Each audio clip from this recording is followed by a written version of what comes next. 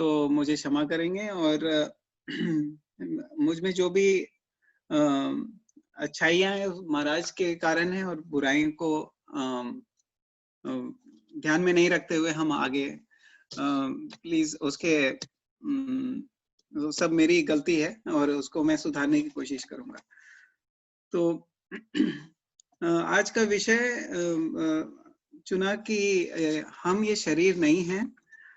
तो मैं ये प्रेयर से शुरू करता हूँ। मुखम करोति वाचालम पंगुम लंघयते गिरिम यत् कृपा तमहम वंदे श्री गुरु दीनतारिणम। तो हम ये भगवत गीता का वर्स है 230, उससे शुरू करेंगे और फिर मंगलाचरण प्रेयर्स करेंगे, उसके बाद हम लेक्चर पे जाएंगे। तो 230 जो वर्स है वो है, देहि नित्यम अवध्योयम देहे सर्वस्य भारत तस्मात् सर्वाणि भूतानि न तम शोचितुमर्हसि। देहि भौतिक शरीर का स्वामी, नित्यम शाश्वत, अवध्य अवध्य मारा नहीं जा सकता, अयम यह आत्मा, देहे शरीर में, सर्वस्य हर एक के, भारत हे भरतवंशी, तस्माद अतः, सर्वाणी समस्त, भूतानि जीवों जन्म लेने वालों को, न कभी नहीं, तुम सोचितुम शोक करने के लिए अर्हसि योग्य हो।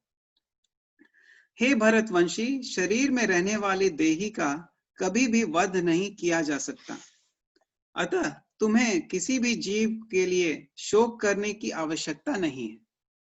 ये भगवान जी भगवत गीता में अर्जुन को समझा रहे हैं और इसका तात्पर्य श्रील प्रभुपाद जी लिखते हैं। अब भगवान अधिकारी आत्मा विषय अपना उपदेश समाप्त कर रहे हैं। अमर आत्मा का अनेक प्रकार से वर्णन करते हुए भगवान कृष्ण ने आत्मा को अमर तथा शरीर को नाशवान सिद्ध किया है। अतः क्षत्रिय होने के नाते अर्जुन को इस भय से कि युद्ध में उसके पितामह भीष्म तथा गुरु द्रोण मर जाएंगे, अपने कर्तव्य से विमुख नहीं होना चाहिए। श्री कृष्ण को प्रमाण मानकर भौतिक देह में भिन्न आत्मा का पृथक अस्तित्व स्वीकार करना ही होगा। यह नहीं है कि आत्मा जैसी कोई वस्तु नहीं है या कि जीवन के लक्षण रसायनों के अंतःक्रिया के फल स्वरूप एक विशेष अवस्था में प्रकट होते हैं। यद्यपि आत्मा अमर है, किंतु इससे हिंसा को प्रोत्साहन नहीं किया जाता। फिर भी युद्ध के समय हिंसा का निर्देश नहीं किया जाता, क्योंकि जब इसकी आवश्यकता रहती है, ऐसी आवश्यकता को भगवान की आज्ञा के आधार पर उचित ठहराया जा सकता है, स्वेच्छा से नहीं। ओम अज्ञानतिमिरन्धस्य ज्ञानाञ्जनशलाकया चक्षुरुन्मिलितं येन तस्मै श्रीगुरवे नमः। श्रीचैतन्यमनोभीष्टं स्थापितं येन भूतले स्वयं रूप कदा मह्यं ददाति स्वपदान्तिकं। वन्देऽहं श्रीगुरु श्रीयुक्तपादकमलं श्रीगुरुं वैष्णवांश्च श्रीरूपं साग्रजातं सहगण रघुनाथान्वितं तं सजीवं साद्वैतं सावधूतं परिजनसहितं कृष्ण चैतन्यदेवं श्रीराधा कृष्णपादान् सहगण ललिता श्रीविखान्वितांश्च। हे कृष्णा करुणा सिंधु दीनबंधु जगतपते गोपेशा गोपिका कांता राधा कांता नमोस्तुते। तप्त कांचन गौरंगी राधे वृंदावनेश्वरी वृषभानुस्तुते देवी प्रणमामि हरिप्रिये। वंच कल्पतरुभ्यश्च कृपा सिंधुभ्य एव च पतितानां पावनेभ्यो वैष्णवेभ्यो नमो नमः। जय श्री कृष्ण चैतन्य प्रभु नित्यानंद, श्री अद्वैता गदाधर श्रीवासदि गौर भक्त वृंदा। हरे कृष्णा कृष्णा कृष्णा हरे हरे, हरे राम राम राम हरे हरे। तो आज का विषय बहुत ही अजीबा है। अगर किसी आप जा रहे हो कहीं रास्ते में और किसी आदमी को रोको और बोलो कि भाई तुम जानते हो कि तुम ये शरीर नहीं हो, तो वो बोलेगा भाई मुझे और भी बहुत काम है, अभी मुझे इस बात से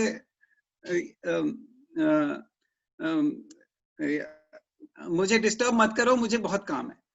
ये चलती फिरती जिंदगी में हम लोग इस बात को भूल जाते हैं कि हम ये शरीर नहीं है, जबकि भगवत गीता का ये सबसे बेसिक, जैसे वैष्णव सेवा प्रभु ने कहा, ये सबसे बेसिक प्रिंसिपल है कि हम ये शरीर नहीं है।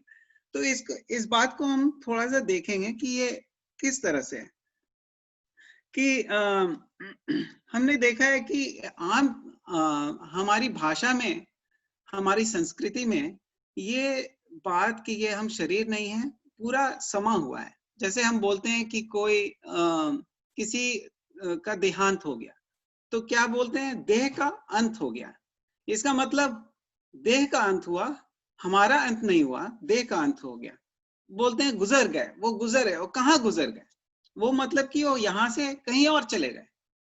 तो ये हमारी संस्कृति में है, ये हमारे बोल भाषा में है कि हम ये जानते हैं बहुत अच्छी तरह, हमारे संस्कृति में समाया हुआ है और हमें अच्छी तरह से जानते हैं कि हम ये शरीर नहीं है, हम ये आत्मा है। और शायद आप जितने भी यहाँ आए हैं, आप सभी को पता है ये बात कि हम ये शरीर नहीं है, फिर भी हमें ये याद दिलाने की जरूरत पड़ती है और उसका आभास लगाना पड़ता है कि या वाकई हम शरीर नहीं है। अगर हम शरीर नहीं है तो उससे हमें क्या फायदे मिल सकते हैं? मतलब क्योंकि हम शरीरधारी तो जरूर हैं, शरीर नहीं है, तो उससे हमें अपना जीवन निर्वाह कैसे करना पड़ेगा? हम इस भौतिक जगत में आ गए हैं और शरीर के साथ आए हैं, तो हम ये जीवन कैसे बिताएं? उससे हमें इस जीवन में क्या फायदा मिलेगा और आगे के जीवन में भी क्या फायदा मिलेगा? और बहुत से लोग यहाँ पे साइंस के बैकग्राउंड से, विज्ञान के बैकग्राउंड से आए हैं, वो भी सोचेंगे कि इसका तत्व क्या है, हम कैसे मान लें कि ये हम शरीर नहीं है? तो ये सब सवालों का जवाब हम ढूंढने की कोशिश करेंगे, और ताकि हम समझ जाएं अच्छी तरह से कि हम ये शरीर नहीं है और फिर हमारा कर्तव्य क्या है कि अगर हम वाकई शरीर नहीं है और तो हम इस जीवन को कैसे बिताएं, हम इस जीवन को कैसे सार्थक करें। तो सबसे अच्छा तो जो कोई भी चीज अगर हम बोलते हैं, जैसे कि हम किसी के न्यूज चैनल हम सुन रहे हैं या किसी की किताब पढ़ रहे हैं, विज्ञान की किताब पढ़ रहे हैं, साइंस की किताब पढ़ रहे हैं, तो हम कोई भी तथ्य को कैसे मानते हैं? तो कोई भी तथ्य को मानने के लिए तीन तरीके हैं। एक है प्रत्यक्ष, एक है अनुमान और दूसरा है प्रमाण। तो प्रत्यक्ष जो है, जो सामने है, जो हमें दिख रहा है, हम ये जानते हैं कि यार हमारे सामने एक कंप्यूटर है, मुझे दिख रहा है। और एक तथ्य है कि ये अनुमान लगाते हैं कि वहां कुछ है, जैसे कि धुआं जल रही है दूर में, और मुझे पता चलता है कि हाँ जरूर कहीं आग होगा तभी तो धुआं हो रही है, इस तरह से। और तीसरा है प्रमाण। प्रमाण यानी कि किसी एक्सपीरियंस्ड आदमी ने उसे बताया कि हाँ वहां पे ऐसा है। जैसे न्यूज चैनल वाले बोलते हैं कि जापान में कोई तूफान आया, तो हम उसे मान लेते हैं। और तो किसी अथॉरिटेटिव सोर्स जैसे स्क्रिप्चर बोलता है, हमारी गीता बोलती है कि आप शरीर नहीं हैं, तो भगवान श्री कृष्ण की जो वाणी है और उसको हम मान लेते हैं कि हाँ ये ऐसा है। हो सकता है मुझे समझ में नहीं आ रहा है अभी, लेकिन हम इसे मान लेते हैं कि हाँ हम शरीर नहीं। तो तीन जो है उसमें से सबसे ज्यादा भारी जो है वो है तथ्य जो कि हमें दिखता नहीं है और हम जो अथॉरिटी है उसको मान लेते हैं। तो प्रत्यक्ष, अनुमान और प्रमाण। तो प्रमाण जो है सबसे भारी होता है, क्योंकि कई चीजें हैं जो हमें आंखों से दिखती तो है लेकिन है नहीं। जैसे कि तारे, रात के तारे आपको दिखते तो हैं लेकिन वो तारे अभी के नहीं हैं, क्योंकि जो लाइट है उसको आने में कई कई युग लग जाते हैं। तो वो जो दिख रहा है वो है नहीं, एक्चुअली वहां पे है नहीं। तो इसी तरह से आप जैसे यहाँ जैसे कई कीटाणु होते हैं, जैसे ये कोरोना कीटाणु ही है, ये हमें दिखता नहीं है लेकिन है जरूर। ये हमें कैसे पता है कैसे है, ये डॉक्टर लोग बोलते हैं। वे हमारे प्रमाण, हमारे प्रमाण है, उनका हम बात मान लेते हैं कि भाई कोरोना है। और हम अनुमान भी लगा सकते हैं कि हाँ भाई लोग बीमार पड़ रहे हैं इसलिए हाँ भाई कोई वायरस है उधर। तो इसलिए हम हमें पता लगता है कि आत्मा भी है। हम भगवत गीता में एक श्लोक है, देहिनो अस्मिन् यथा देहे कौमारम यौवनम जरा तथा देहांतरम प्राप्तिर धीरस तत्र न मुह्यति। तो ये बहुत ही साधारण कॉमन सेंस की बात है कि हम देखते हैं कि हम बचपन से बड़े होते हैं और हमारा शरीर बढ़ता चला जाता है, और फिर जब हम बूढ़े हो जाते हैं उसके बाद शरीर बेकार हो जाता है और हमें उसे छोड़ना पड़ता है। और ये हम देखते आए हैं, हमारे दादा चले गए वो, और हम अपने शरीर को देखते आए हैं, हमारे बच्चों के शरीर को देखते आए हैं। सबका शरीर बदलता रहता है और हम देखते हैं कि आदमी व्यक्ति वही है लेकिन शरीर बदलता चला जा रहा है।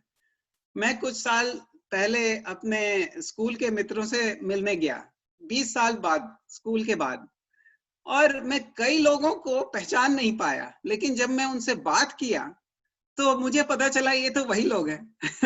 तो किसी की बाल नहीं थी, कोई बहुत मोटा हो गया था। इस तरह से शरीर तो बदलता रहता है लेकिन आदमी वही रहता है।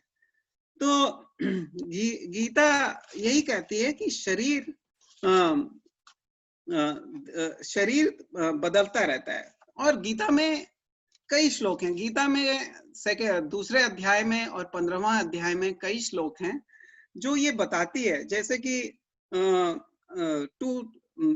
20वां वर्ष दूसरा अध्याय का, न जायते म्रियते वा कदाचिन नायम भूत्वा भविता वा न भूया अजो नित्यम शाश्वतो यम पुराणो न हन्यते हन्यमाने शरीरे। तो उसका अर्थ है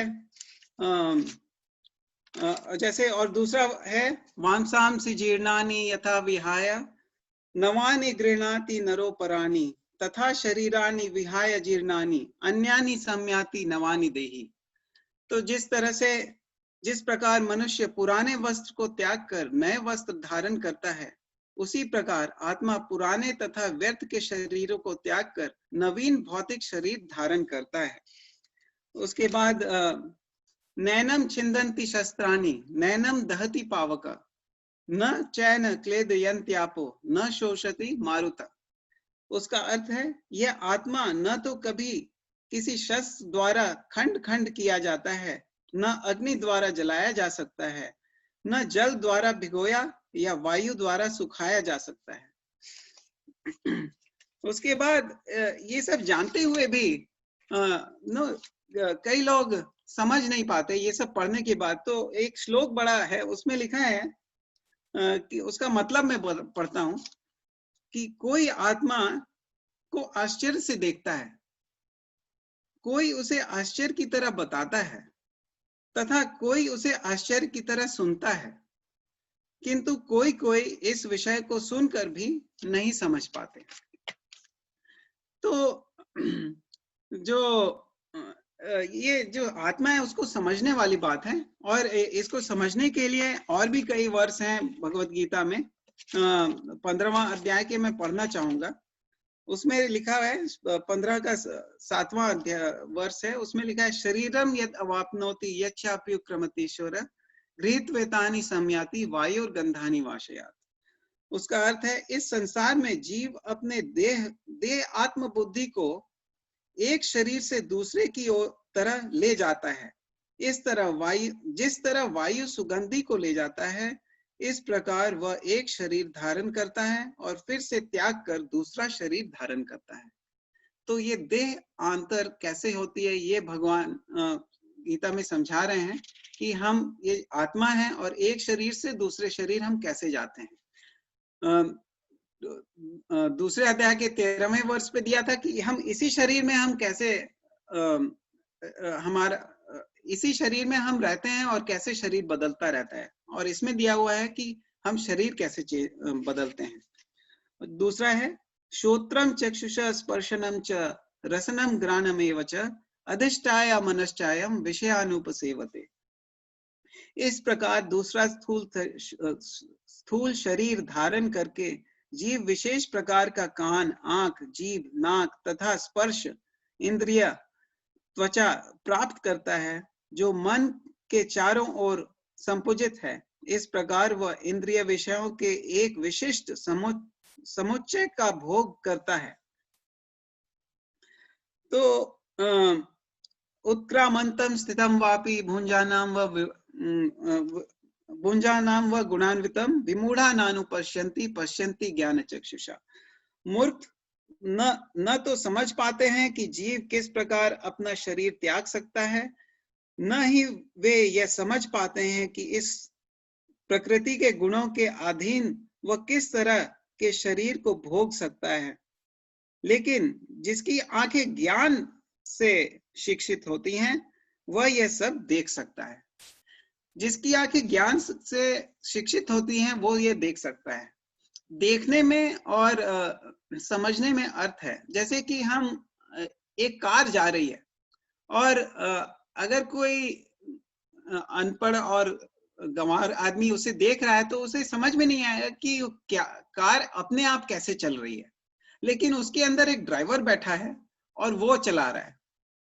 आजकल तो बिना ड्राइवर का ही कार निकल आया है, उसे रिमोट से चलाया जाता है। तो मैं कैलिफोर्निया गया था, वहां एक कार चल रही थी सड़क पे, उसमें कोई ड्राइवर ही नहीं था, तो उसको रिमोट से चलाया जा रहा था। तो ऐसे भी टॉय कार होते हैं जिसको लोग रिमोट से चलाते हैं, तो उसको चलाने वाला कोई तो होना जरूरी है। उसी तरह से शरीर में भी जो चलाने वाला है वो हमारी आत्मा है, और वही जीवन शक्ति है हमारी। और अगर आप देखें तो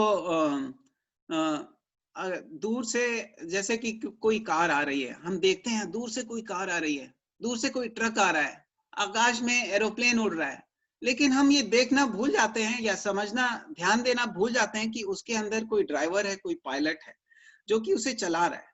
और ये शरीर भी उसी तरह से है कि इसके अंदर कोई पायलट है जो कि उसे चला रहा है और उसे जीवन शक्ति दे रहा है। तो इस तरह से हम समझते हैं कि गीता के द्वारा और हमारे सामान्य ज्ञान के द्वारा हम ये समझ सकते हैं कि हम शरीर नहीं है, एक आत्मा है। हम मरने, तो दूसरा एक भ्रम है हमारे यहाँ, और या हम समझते हैं कि मरने के बाद हम खत्म हो जाते हैं, सब कुछ खत्म हो जाता है, कुछ बचता ही नहीं है।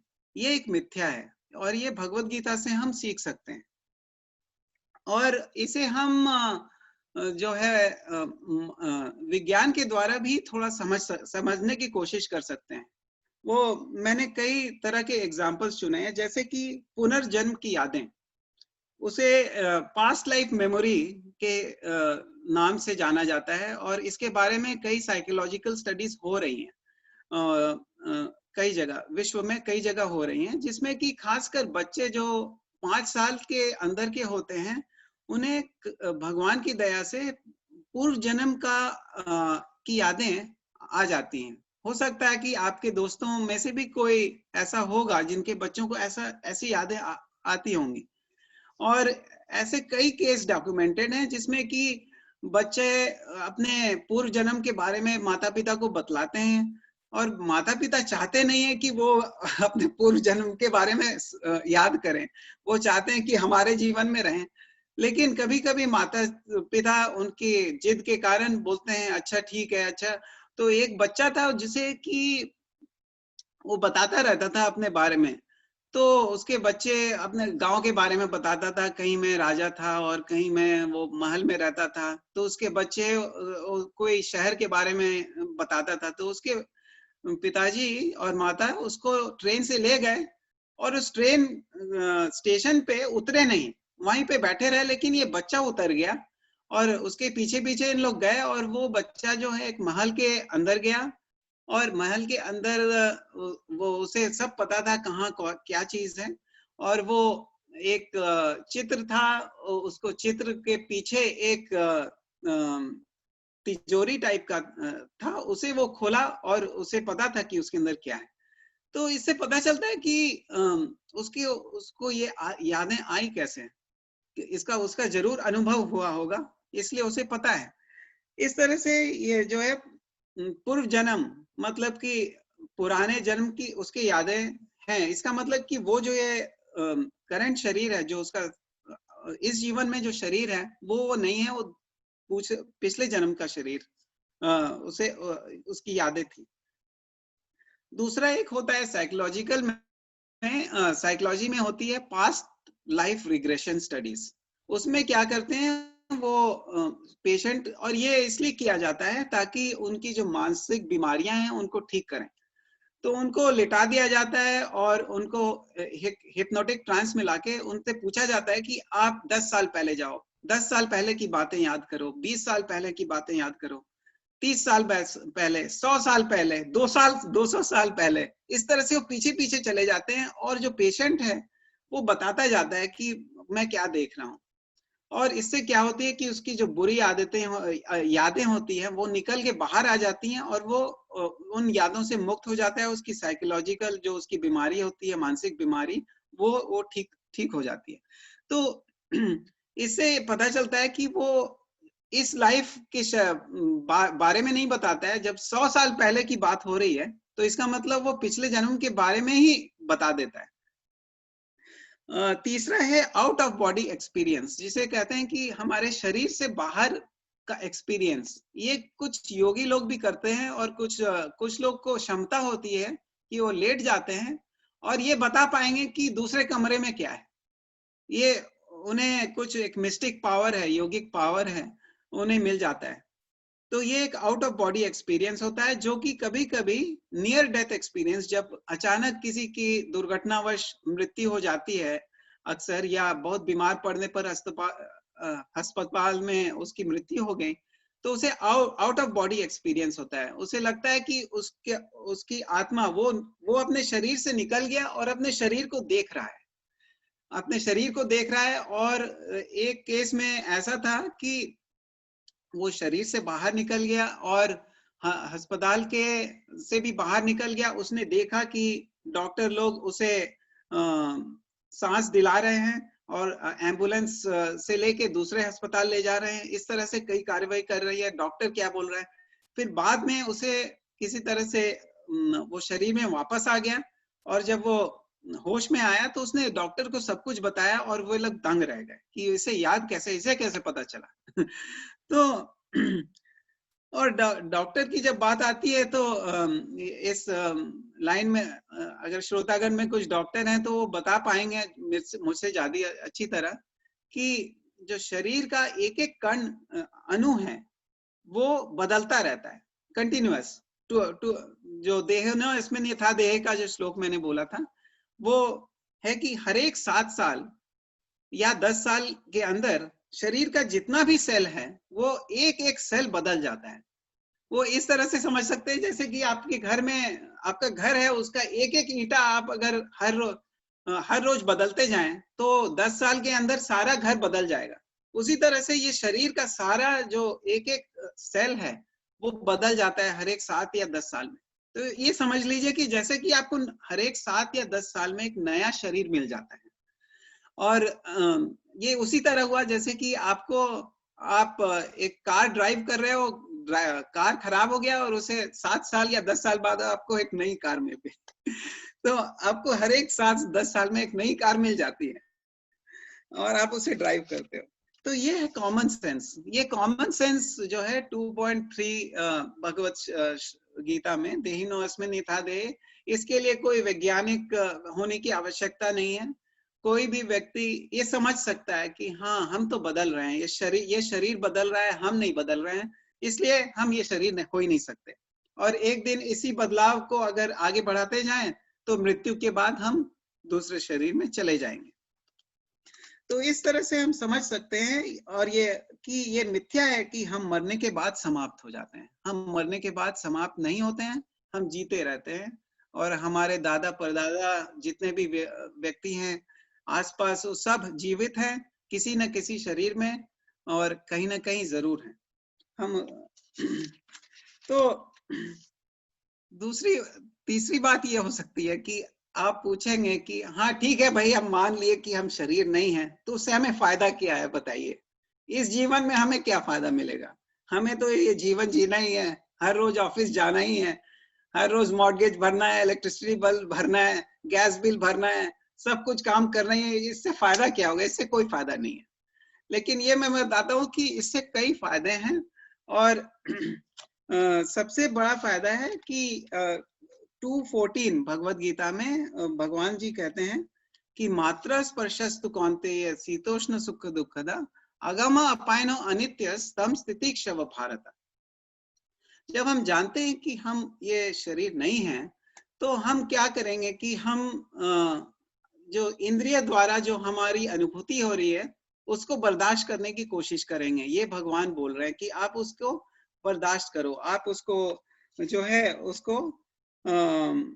उसको निभाना सीखो। तो किस तरह से हम हर परिस्थिति में अपने कर्तव्य का पालन करें, ये शिक्षा मिलती है कि हमें किस तरह से हर परिस्थिति में अपने सर्दी में, गर्मी में, किस तरह से हमें अपने हर परिस्थिति में अपने को अपना कर्तव्य करते रहना है। सबसे अच्छा एग्जाम्पल प्रभुपाद जी उस परपट में देते हैं कि जिस तरह से गृहिणी गर्मी में भी खाना बनाती है, इतने पसीना होते हुए भी खाना बनाती है, तो वो ध्यान नहीं देती है। उसी तरह से हमें अपना कर्तव्य पालन करते रहना है, जानना है कि ये गर्मी है, कुछ दिनों के लिए है और चली जाएगी। तो हमें और दूसरा उससे हमें ये शिक्षा मिलती है कि हमारे दुख का कारण जो है ये शरीर है। ये हम जानने लगते हैं कि वास्तव में आत्मा तो अमर है, और उसका जो पोजीशन है उसका ब्लिसफुल आनंद उसका नेचुरल पोजीशन है, उसका स्वाभाविक पोजीशन है आनंद। लेकिन हमें दुख क्यों मिलता है? हमें दुख ये इंद्रियों के भोग के कारण मिलता है। तो बहुत अच्छा श्लोक है इस बारे में। तो ये ही संस्पर्शजा भोगा दुख योनव एवते आद्यांतवंत कौन्तेय न तेषु रमते बुधा। जो बुध होते हैं, जो इंटेलिजेंट पीपल होते हैं, जो ज्ञानी लोग होते हैं, वे ये जो इंद्रिय के स्पर्श से दूर से जो सुख मिलता है, जो क्षणिक सुख मिलता है हमें, उससे दूर रहने की कोशिश करते हैं और शाश्वत सुख की खोज में रहते हैं। यही संस्पर्शजा भोगा दुख योनव एवते आद्यांतवंत कौन्तेय न तेषु रमते बुधा। ये जो सुख मिलता है हम लोग को इंद्रिय के स्पर्श के द्वारा, वो क्षणिक है, उसका अंत हो जाता है। इसलिए वो जो सुख जिसका अंत होने वाला है, उस सुख में वो ज्यादा विचार नहीं करते हैं। तो ये जो समझदार व्यक्ति हैं और वो उस सुख की ओर जाते हैं जिसका अंत नहीं होता है। तो चैतन्य महाप्रभु जी कहते हैं कि त्रिनाद अपि सुनीचेना तरोर अपि सहिष्णुना आमनीना मान देना कीर्तनीय सदा हरि। तो कहते हैं कि हमें सबका मान करना चाहिए, सबका आदर करना चाहिए, और घास की तरह हमें विनम्र होना चाहिए, और तरु की तरह हमें सहिष्णु होना चाहिए। और अगर कोई इस तरह से करे तो वो भगवान के नाम लेने का अधिकारी हो जाता है। तो इस तरह से ये फायदा है, हम जानते हैं कि हम जानते हैं जब हम आत्मा नहीं है तो ये हमें सीखना पड़ेगा कि हमें सहिष्णु होना पड़ेगा, हमें सहिष्णु होना सीखना पड़ेगा। हर परिस्थिति में हमें अपना कर्तव्य अच्छे से करना सीखना पड़ेगा। दूसरा फायदा ये है कि हम ये देखने लगते हैं कि ठीक है, मेरे शरीर में आत्मा है, इसके मतलब कि हर एक शरीर में आत्मा है। इसका मतलब कि पेड़ पौधे में भी आत्मा है। इसका मतलब वो कुत्ते, बिल्ली, जर्म्स, बैक्टीरिया सब में आत्मा है। इसका मतलब हम ये समझने लगते हैं कि हमें सभी का आदर करना चाहिए और सभी को समभाव से देखना चाहिए।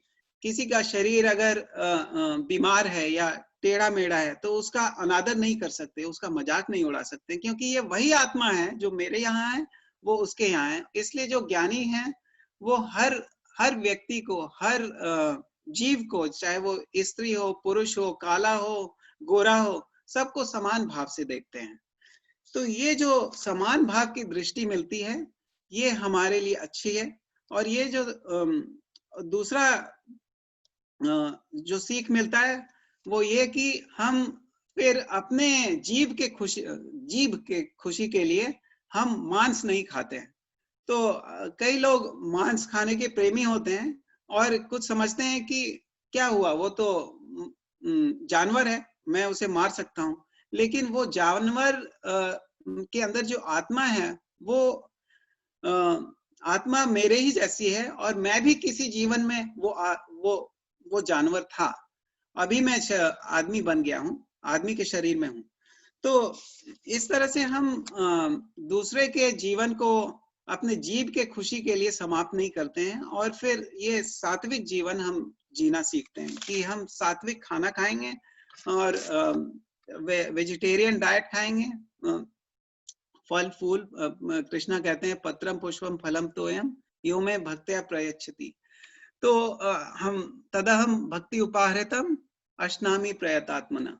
तो जो प्रेम से भगवान को पत्रम पुष्पम फलम तोयम, ये बहुत ही सिंपल और बहुत ही सरल उपाय है कि जो भी हम खाएं भगवान को अर्पण करके फिर उसका प्रसाद ग्रहण करेंगे तो वो जो खाना है वो प्रसाद बन जाएगा और उससे हमारी उन्नति होगी। उसमें उसका कोई कार्मिक रिएक्शन नहीं होगा और हमें सद्गति मिलेगी। तो ये हम समझते हैं कि, और तीसरा फायदा क्या है? तीसरा फायदा ये है कि हम अपने को पहचान जाते हैं। तो जब हम बोलते हैं कि हम ये शरीर नहीं है तो सवाल ये उठता है तो आप हैं कौन? तो मैं कौन हूं, ये बहुत बड़ा सवाल है और ये पहला कदम है हमारे स्पिरिचुअल आध्यात्मिक जगत में कदम लेते समय। ये पहला स्टेप है कि हम हैं कौन। तो हम ये समझते हैं कि हाँ ये हम आत्मा है। तो ये अगर हम आत्मा रूट है हमारा तो हम शरीर के लिए तो इतनी सारी काम करते हैं, हम जॉब करते हैं, हम पैसा कमाते हैं, हम दिन भर दौड़ते रहते हैं इधर उधर, लेकिन हम अपने आत्मा के लिए क्या कर रहे हैं? ये रूट जो है हमारा, जैसे कि एक पेड़ है और वो पेड़ को हम पत्ते में पानी दे रहे हैं और तो उससे कुछ खास फायदा नहीं होगा। अगर हम उसके जड़ में पानी देंगे तो फायदा होगा।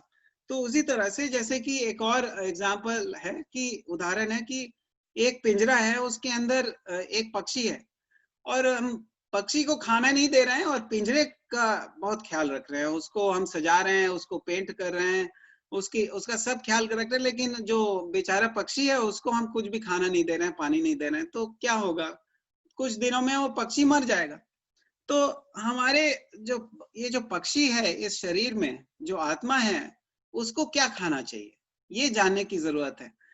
तो ये जो पक्षी है जो हमारे शरीर है उसका खाना है हरि नाम। जब हम हरि का नाम लेते हैं, भगवान का नाम लेते हैं और भगवान के दिए हुए शास्त्र वगैरह पढ़ते हैं तो हाँ ये उसके लिए खाना की तरह है और उसे जीवन वापस मिल जाता है। जो हरे कृष्ण महामंत्र है, हरे कृष्णा कृष्णा कृष्णा हरे हरे, हरे राम राम राम हरे हरे, ये चैतन्य महाप्रभु जी ने इस युग के लिए सबसे अच्छा धर्म बताया है, और बहुत सरल धर्म है कि आप जहां भी हैं, कहीं भी हैं, इस नाम का कीर्तन कीजिए, भगवत गीता भागवतम पढ़िए, तो उससे क्या होगा, आपकी शुद्धिकरण होगी। आप धीरे धीरे अपने देह आत्म बुद्धि से बाहर उठेंगे। हमारी अभी बुद्धि है कि हम अपने को देह समझ बैठे हैं और उसी प्रकार हम अपना जीवन व्यतीत करते हैं। लेकिन धीरे धीरे हरि के नाम से, जिस तरह से, जैसे आप देखे होंगे कि एक बहुत काला बर्तन, अभी हाल में मैंने दूध चढ़ाया और उसे जला दिया, और इतना काला हो गया कि उसे साफ करने के लिए मुझे बहुत ही घिसना पड़ गया, और कम से कम आधा घंटा घिसना पड़ गया। तो उसी तरह है कि हरि नाम का नाम लो और लेते रहो, ताकि धीरे धीरे जो मैल है ये छूट जाए और हम थोड़ा सा शुद्ध हो जाएं, ताकि हमें थोड़ी बहुत भगवान के दर्शन हो जाए, हम थोड़ा कम से कम सात्विक प्लेटफॉर्म पर पहुंच जाए, ताकि हम सही सब चीज को अच्छे ठीक दृष्टिकोण से देख सकें। चौथा फायदा ये है कि हमें इंद्रिय संयम करना सीख जाते हैं, और या इंद्रिय संयम करना है ये हम सीख जाते हैं, क्योंकि जो ये जो शरीर है, आप ये समझ सकते हैं कि ये एक रथ के समान है, और ये जो पांचों इंद्रियां हैं वो 5 घोड़े हैं, और पांच घोड़े सब देख रहे हैं। आंख देख रहा है, बहुत अच्छी चीज देखना चाहता है, कान बहुत अच्छी चीज सुनना चाहता है, जीभ बहुत अच्छी चीज खाना चाहता है, और ये जो सारे विषय हैं सब इधर उधर कुछ कुछ करना चाहते हैं। अगर आप उनको कुछ अच्छी चीज ना दो तो वो गलत काम में चले ही जाएंगे। जैसे कि आपके बच्चे होंगे घर में, तो अगर आप उनको कुछ अच्छा बताओ नहीं तो वो तो आपको ही परेशान करेंगे। तो मेरे भी 2 बच्चे, तो मैं जानता हूं कि अगर उनको कुछ ना कुछ देने, कुछ ना कुछ उनको करना जरूरी है। उसी तरह से ये जो हमारे विषय हैं, जो आंख कान नाक मुंह वगैरह, ये विषय ऑब्जेक्ट्स ऑफ सेंसेस हैं, जो उनको भोगना चाहते हैं। उसको अगर आप सही दिशा देंगे तो वो संतुष्ट हो जाएंगे। इस संदर्भ में महाराज अम्बरीश का बहुत अच्छा उदाहरण है कि जो महाराज अम्बरीश थे वो बहुत बड़े राजा थे, बहुत बड़ा राज्यपाल, मतलब पूरे विश्व के राजा थे, पर वो हर समय अपना सारी इंद्रियां अपने भगवान के दर्शन में लगाते थे। अपने आंख भगवान के दर्शन में लगाते थे, अपने पैरों हाथों को तीर्थ स्थान ले जाते थे, अपने कानों को भजन और संतों के वचन सुनकर करते थे। इस तरह से सारे इंद्रियों को वो अच्छी तरह से भगवान के ध्यान में लगाते थे, इसलिए उनका पूरा जो इंद्रिय था पूरा नियंत्रण में था। तो इस तरह से हम अपने पूरे इंद्रिय को नियंत्रण में ले आएंगे, और ये इसमें 2 राय नहीं होनी चाहिए कि जो व्यक्ति अपना इंद्रिय नियंत्रण में करेगा, खास करके जो युवा लोग हैं, वो अगर अपने इंद्रिय नियंत्रण में रखेंगे तो बुढ़ापे में जब जाएंगे तो उनका शरीर बहुत अच्छा रहेगा, उनका शरीर निरोगी रहेगा, क्योंकि उन्होंने अपना जो ऊर्जा है जो वो उसको व्यर्थ नहीं गंवाया। तो जैसे कि आपके पास ड्राइवर का एग्जांपल मैंने दिया कि आप अगर ड्राइवर हो तो आप ड्राइव कर रहे हो, आप अपना कार चला रहे हो, तो अगर आपकी बुद्धि स्थिर है तो आप सही सही देखोगे और अपने निर्धारित जगह पे, गति पे पहुंच जाओगे। तो साधारणतः होता ये है कि हम अपने इंद्रिय को की जो डिमांड है, जो मांग है, उसको पूरा करने में लगे रहते हैं, और उससे हमारी स्थिति हो जाती है गोदास की। गो यानी कि हमारी इंद्रियां, और दास मतलब कि उसका नौकर। तो हम अपने गो के दास बन के रह जाते हैं, बल्कि हमें होना चाहिए गो स्वामी। मतलब कि हमें अपने जो सेंसेस हैं उसका स्वामी बन के रहना चाहिए।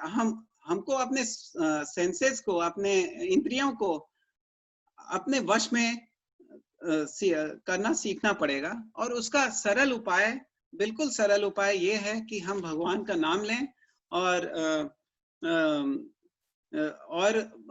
संतों का जो है प्रवचन या भगवत गीता ये बराबर पढ़ें।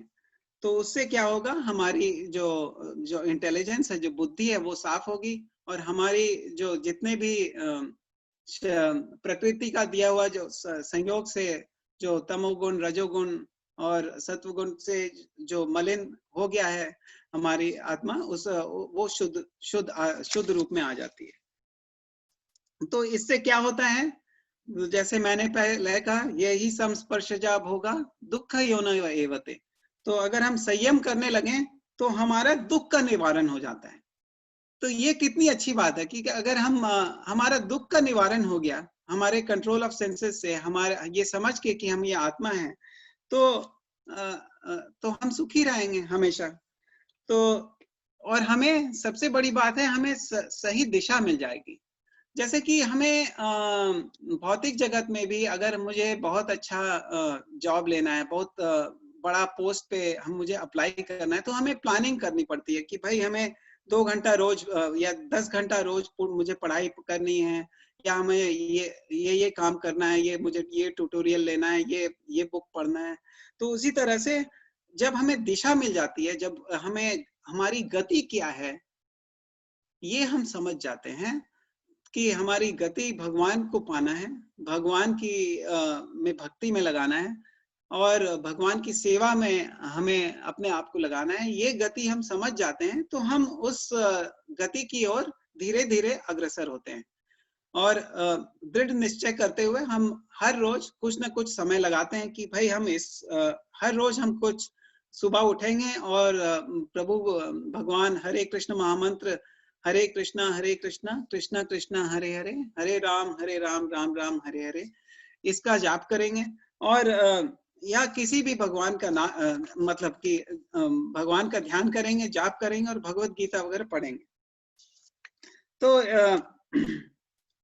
तो इस तरह से हमें श्रवणम कीर्तनम विष्णु स्मरणम पाद सेवनम सांख्यम दास्यम आत्मनिवेदनम अर्चनम वंदनम, ये भक्ति के कई साधन है जो कि आपके स्वभाव अनुसार आप कर सकते हैं। सबसे जरूरी है श्रवणम और कीर्तनम। श्रवणम मतलब कि सुनना, केवल हम हरि कथा, भगवान कृष्ण जन्माष्टमी आ रही है, प्रभुपाद जी ने बहुत अच्छा कृष्णा बुक लिखा है, उसे कृष्ण बुक को आप पढ़ेंगे तो आपको, या उसका वीडियो देखेंगे, वीडियो भी बहुत अच्छा बना हुआ है, तो उसे आप देखेंगे तो, और भगवान का ध्यान करेंगे और भगवत गीता भागवतम जैसे पुस्तक पढ़ेंगे तो केवल सुनने से आपको लाभ होगा। इसका सबसे बड़ा उदाहरण है परीक्षित महाराज, जिन्हें केवल 7 दिन मिले थे और किसी श्राप के कारण उन्हें 7 दिन में यहाँ से जाना था, इस जगत से बाहर जाना था। तो उन्होंने क्या किया, उन्होंने निश्चय कर लिया कि मैं सुखदेव स्वामी द्वारा उनका प्रवचन सुनूंगा। और उन्होंने 7 दिन कंटिन्यूअस लगातार उन्होंने प्रवचन सुना और वो वैकुंठ लोक चले गए।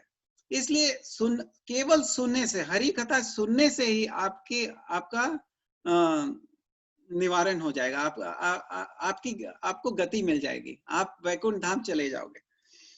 और दूसरा ये है कि श्रवणम कीर्तनम, भगवान का गुण गाना।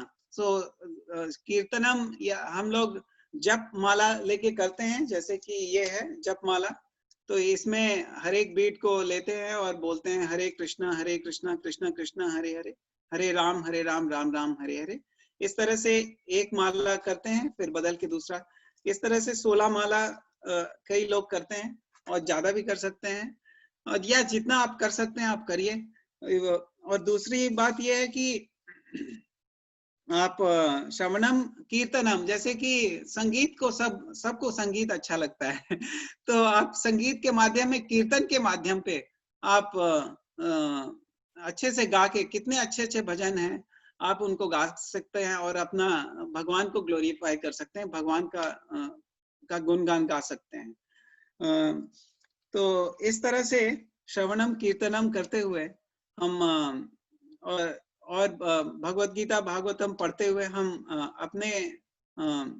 अपने को शुद्ध कर सकते हैं और ये रियलाइज कर सकते हैं ये कि हम आत्मा हैं और हमारा स्रोत क्या है। ये आत्मा जो है शाश्वत, ये भगवान कहते हैं कि ममे वांशो जीवलोके जीव भूत सनातना मनष्टानि इंद्रियानि प्रकृति स्थानी कर्षति।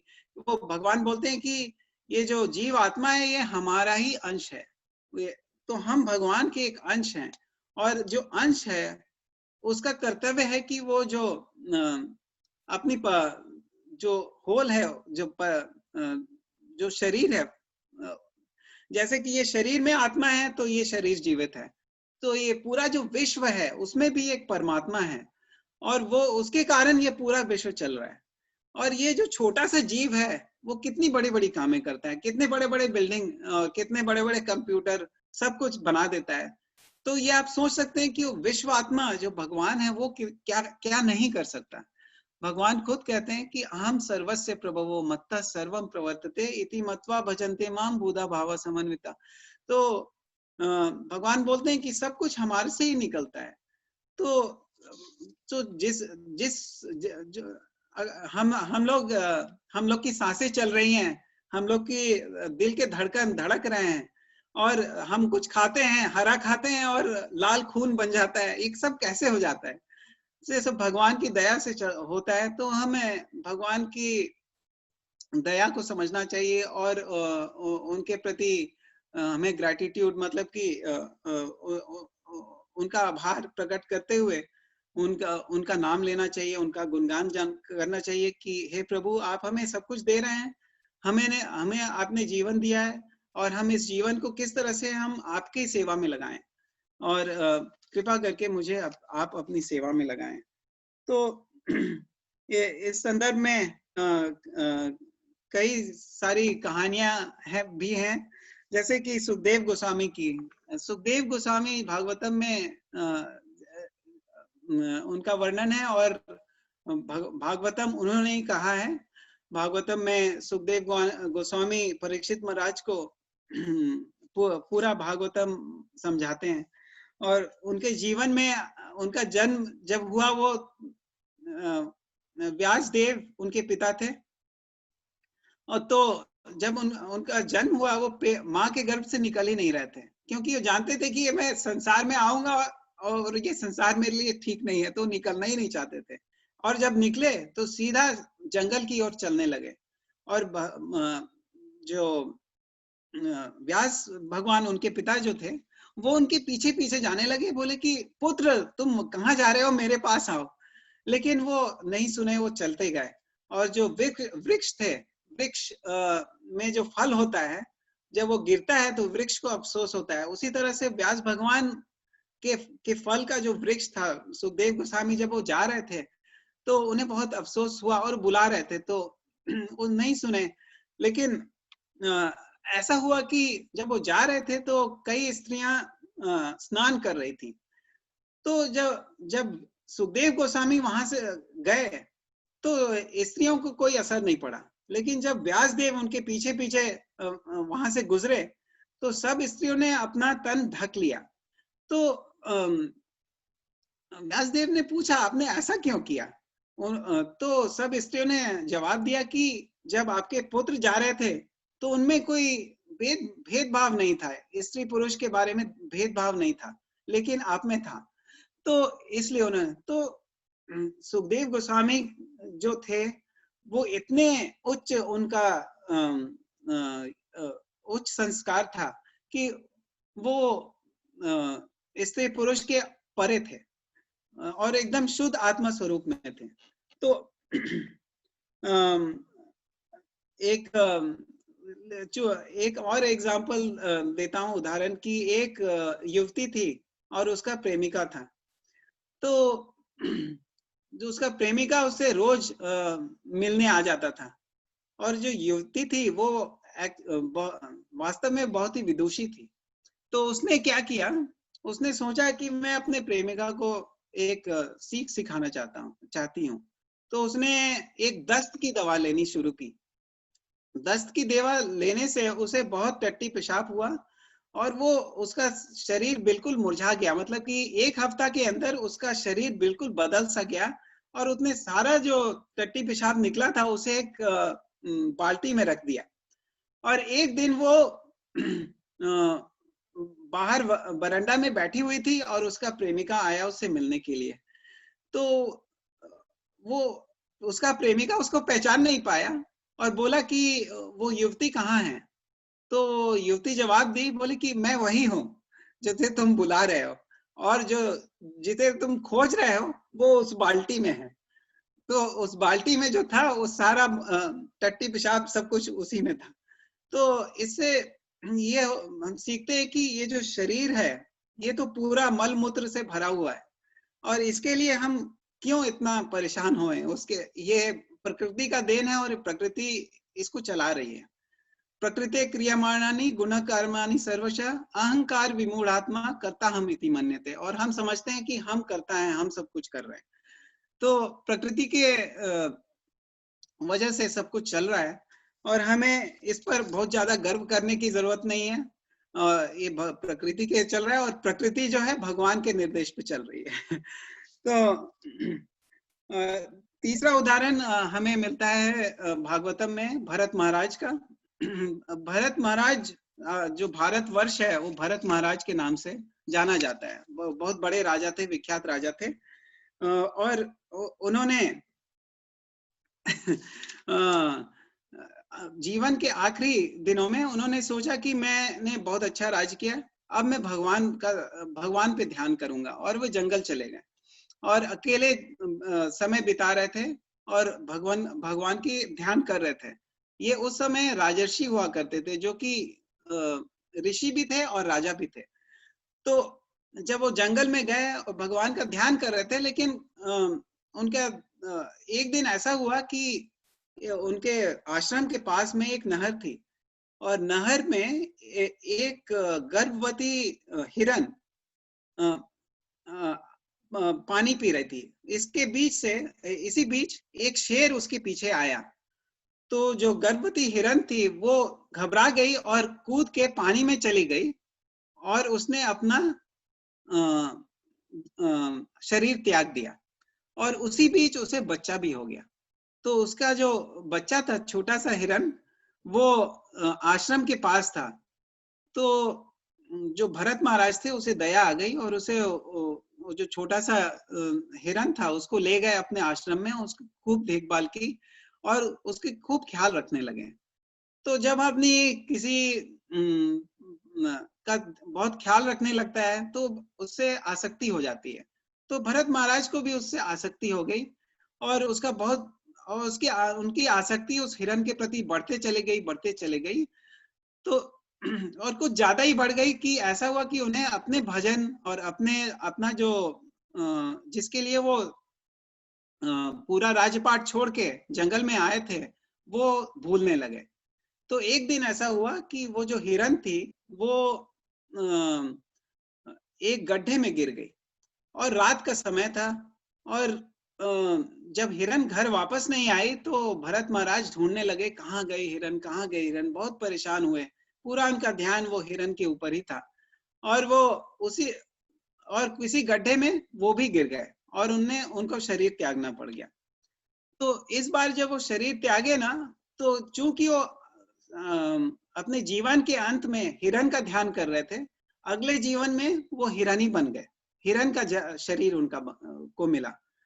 लेकिन भगवान की दया से उनकी याददाश्त, स्मरण शक्ति कायम थी। तो उन्होंने ये समझ लिया कि मुझे अपना जो उद्देश्य है वो भूलना नहीं है। तो वो जो है मंदिर वगैरह के पास ही रहते थे, हिरन के रूप में भी। और उन्होंने भक्ति में ही अपना हिरन का शरीर जीवन बिताया, और अगले जीवन में वो जड़ भरत बने। इस जीवन में भी उन्होंने सोच लिया भाई बहुत बढ़ चढ़ के नहीं रहना है, हमें बहुत बुद्धू जैसा दिखाई देना है। तो जड़ भरत के रूप में बहुत हट्टे कट्टे शरीर धारण करते थे, लेकिन सब कोई उन्हें समझता था कि ये तो बहुत ही बेवकूफ आदमी है। तो एक दिन क्या हुआ कि उनके जो भाई थे वो बोले कि तुम जो है शरीर ये जो खेत है उसका ख्याल रखो। तो उनका यही काम था कि खेत में जो चिड़िया वगैरह है उसको भगाने का काम करते थे।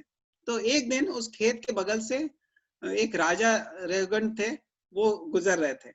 तो पालकी और उस समय पालकी में लोग जाते थे, तो पालकी उठा के 4 लोग जा रहे थे।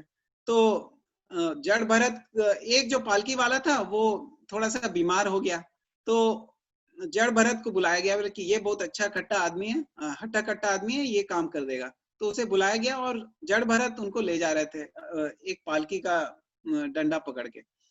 और रास्ते में जो कीड़े मकोड़े थे उनको बचाने के लिए वो इधर उधर उछल उछल के जा रहे थे, उससे पालकी हिल रही थी। तो राजा जो थे कुछ देर में बहुत ही उनको अच्छा नहीं लगा और उनको डांटने लगे कि भाई आप इस तरह से क्यों जा रहे हैं। तो उन्होंने कहा कि उन्होंने बहुत अच्छा उनको आत्मा का उपदेश दिया कि आप इस जीवन में राजा हो, आप राजा समझ रहे हो अपने को, लेकिन आप तो वापस वास्तव में परमात्मा आत्मा हो। तो और जिस तरह से हम अलग अलग टोपी पहनते हैं, हम इस जीवन में भी अलग अलग टोपी पहनते हैं। हम कभी प्रोफेशनल टोपी पहनते हैं, कभी हम माँ बाप की टोपी पहनते हैं, इस तरह के हम कई कई टोपी पहनते हैं हम अपने जीवन में भी। तो उसी तरह से हम कई जीवन में कई शरीर में हम अलग अलग टोपी पहनते हैं, अलग अलग शरीर धारण करते हैं और अलग अलग कार्य करते हैं। तो कंक्लूजन में मतलब कि हम ये समझ सकते हैं कि हम ये शरीर नहीं है, हम आत्मा हैं और एक भगवान के अंश हैं। और हम अपने जड़ को पहचाने, हम अपने जड़ को पहचानेंगे तो हम अपने जड़ की सेवा करेंगे, जड़ में पानी देंगे। और जड़ में पानी देना ये हमारा हरि नाम है, हरि कथा है, गीता भागवतम पढ़ना है। और हम उस पिंजरे में पक्षी के समान हैं और उस पक्षी का ध्यान हमें देना चाहिए। और उसका भी उपाय वही है कि हम भगवान का नाम लें, उससे ये जो पक्षी है उससे उसे खाना पदार्थ मिलता है। और ये हरे कृष्ण महामंत्र हम रोज पढ़ें, क्योंकि ये जो शरीर का ये जो हमें मनुष्य शरीर मिला है वो ये बहुत ही दुर्लभ शरीर है। ये कहते हैं कि 44 करोड़ मतलब 4.2 मिलियन लाइफ टाइम्स के बाद हमें ये शरीर मिलता है। हम कितने इसके पहले हम पेड़ का शरीर, कई जानवर कीड़े मकोड़े के शरीर से गुजर के हमें ये मनुष्य जीवन मिला है। और ये मनुष्य जीवन में ही हमें ये फैसिलिटी है, ये हमें ये योग्यता मिली है कि हम भगवान का ध्यान करें, हम आत्मचिंतन कर सकें। तो इस जीवन को हम इस तरह से आत्मचिंतन और हरि का भजन करके हम सफल कर सकते हैं। धन्यवाद। हरि बोल, हरे कृष्णा।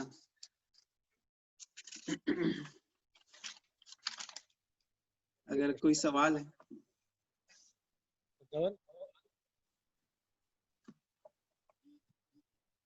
हरे कृष्णा प्रभु जी। हरि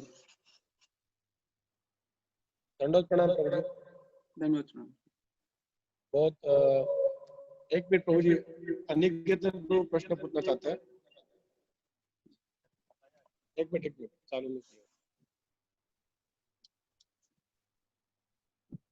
हरे कृष्णा प्रभु जी। यस प्रभु। इधर देखिए, आपने बताया कि हम शरीर नहीं आत्मा है, तो बहुत दिनों तक हम जो बताया कि इसका विधि है ये समझने का कि हरि नाम हम कंटिन्यू लें, भक्तों का संग करें, शास्त्र पढ़ें, फिर भी अगर उसकी अनुभूति नहीं होती है कि हम शरीर नहीं आत्मा है, तो इसके लिए क्या करें? प्रभु जी, मैं सक्षम नहीं हूँ इस प्रश्न का उत्तर। आप तो बहुत ही, आप उस लाइन में हैं, आपको जरूर आता है इस प्रश्न का उत्तर। कुछ दिमाग में यही उत्तर मिल रहा है कि हम उसका प्रयत्न छोड़े नहीं और उसको दृढ़ता पूर्वक हम करते रहें, क्योंकि धैर्य खोना नहीं चाहिए। भगवान तो ये महाराज जी बोलते हैं ना, उन्होंने कहा है कि कभी तो सुने पुकार, हरि से बड़ा है हरि का नाम, प्रभु से बड़ा है प्रभु का नाम, अंत में निकला यही परिणाम। तो कभी ना कभी दीन दयाल जो हैं वो सुनेंगे जरूर क्योंकि वो अगर हमें कभी कभी ऐसा लगता है कि वो नहीं सुन रहा है, लेकिन उससे हमारी आत्मशुद्धि होती है। जैसे कि मैंने बर्तन के धोने का एग्जाम्पल दिया था कि मेरा जब बर्तन इतना गंदा हो गया था तो मैं धो रहा था, तो लग नहीं रहा था कि वो साफ होगा कभी, उसे लग रहा था कि फेंक ही दिया जाए। लेकिन वो बहुत देर साफ करने के बाद वो धीरे धीरे साफ हो गया। तो ये जो उपाय है ये इतना सरल नहीं है, मतलब कि सरल है लेकिन उतना आसान नहीं है। तो इस उपाय को हमें निरंतर अभ्यास के द्वारा करते रहना चाहिए, अभ्यास योगेन। तो हमें अभ्यास करते रहना चाहिए, धैर्य कभी नहीं छोड़ना चाहिए और भगवान पर पूरा विश्वास रखना चाहिए। और ये कहते हैं ना कि जब यशोदा माई कृष्ण दामोदर जी को बांध रही थी, तो 2 उंगलियों से वो नहीं बांध पा रहा था। तो वो 2 उंगली है भगवान की मर्जी और हमारी मेहनत। तो हम तो अपना मेहनत करते हैं, कर्तव्य वादिका रस्ते माँ फलेषु कदाचन। तो हम अपना कर्तव्य करते रहें और भगवान की इच्छा होगी तो वो हमें जरूर ले जाएंगे। हरे कृष्णा प्रभु जी, हरे कृष्णा। हरि बोल प्रभु। बहुत सुंदर प्रवचन था प्रभु जी।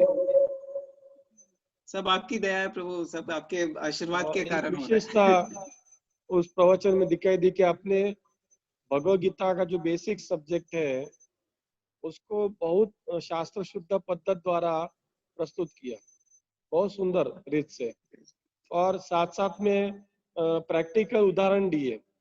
और सबसे बड़ा प्रैक्टिकल उदाहरण मेरे को यही लगा कि आपने कहा, अभी भी रिपीट किया, कि आप खाली बोल नहीं रहे, खुद प्रैक्टिस कर रहे हैं। कि आप खुद 2 बार रिपीट किया आपने कि बर्तन का उदाहरण दिया कि बर्तन बहुत काला पड़ा था और आप वो घिस रहे थे। मेरे को महाराज जी की याद आई कि महाराज जी ने हमको खाली प्रवचन नहीं दिया प्रभु जी, हम क्योंकि महाराज साथ हम रहे हैं द्वारका राजकोट, तो महाराज खुद हाथ में झाड़ू लेके साफ सफाई करते थे, खुद हाथ में पोता लेके दीवार को साफ करना, विंडोज को साफ करते थे। तो उन्होंने जो आपने कहा वही कहा कि अंत में निकला परिणाम, इसमें करते रहना है, उसमें करने में ही हमको अनुभूति होती है इस बात की, और भगवान जरूर उसको हमको परिणाम दे देंगे गुरु महाराज की कृपा से। तो बहुत सुंदर आप प्रभु जी, आपने एक्चुअल देखने हो जाएगा तो विषय इतना आसान नहीं था, बोलने के लिए आसान था कि हम शरीर नहीं है,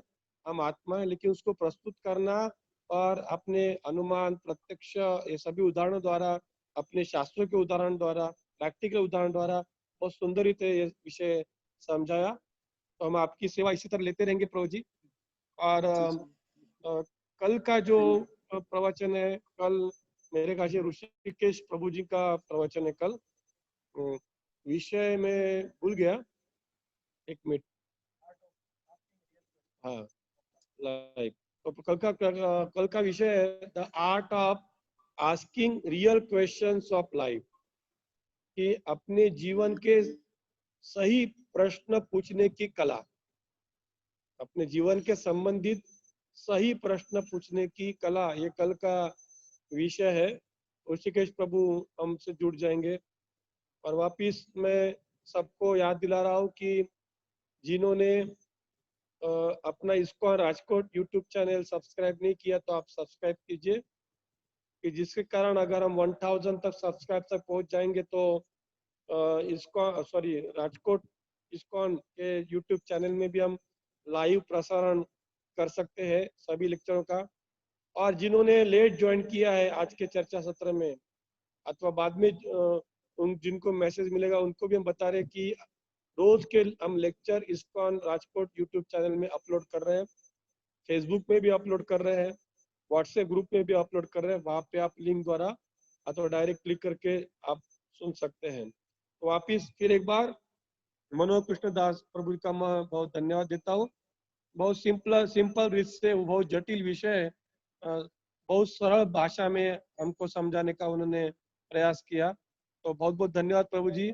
हम सभी एक बार हरे कृष्ण महामंत्र बोल के ये चर्चा सत्र यहाँ पे कंप्लीट करेंगे। हरे कृष्णा कृष्णा कृष्णा हरे हरे, हरे हरे राम राम राम राम हरे हरे। बहुत बहुत धन्यवाद प्रभु जी।